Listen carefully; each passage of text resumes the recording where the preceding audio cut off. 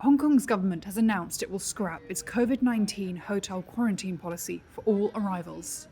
More than 2.5 years after it first came into effect, the controversial system will end on Monday. Hong Kong's chief executive John Lee said on Friday that travellers will simply be asked to monitor themselves for symptoms for 3 days after entering. For the Hong Kong arrivals at the airport, there will be a PCR test. There's no need to wait for the result before they can either return home or go to a hotel of their choice to wait for the PCR result. This is a test and go arrangement, while the test and hold arrangement no longer applies. And when leaving the airport, they can choose to take any kind of transport, including public transport. They can go home or go to a hotel for accommodation.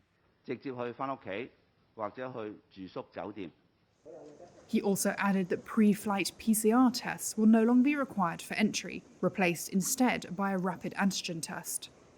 Although people will be allowed to go to work or school, they will be banned from entering bars or restaurants for 3 days. I'm very happy about the decision, finally. And it's, compared to other countries, obviously there's still some kind of restrictions, but it's still very good news for all of us. It's about time to open up. We need to stay competitive on the global markets, jobs, get the economy going. I'm looking forward to traveling again. It's been years, and I want to go home to Taiwan, to America, to see my family. Yeah, it'd be very good to be able to travel and fly again without the quarantine measures in place. Over the past year, the hotel quarantine policy has been gradually eased. When it was first implemented, international travellers were required to spend 3 weeks in quarantine.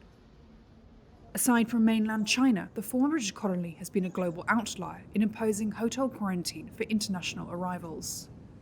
The dynamic zero strategy has been slammed by businesses, diplomats and residents alike, who say it threatened Hong Kong's competitiveness and standing as a global financial centre.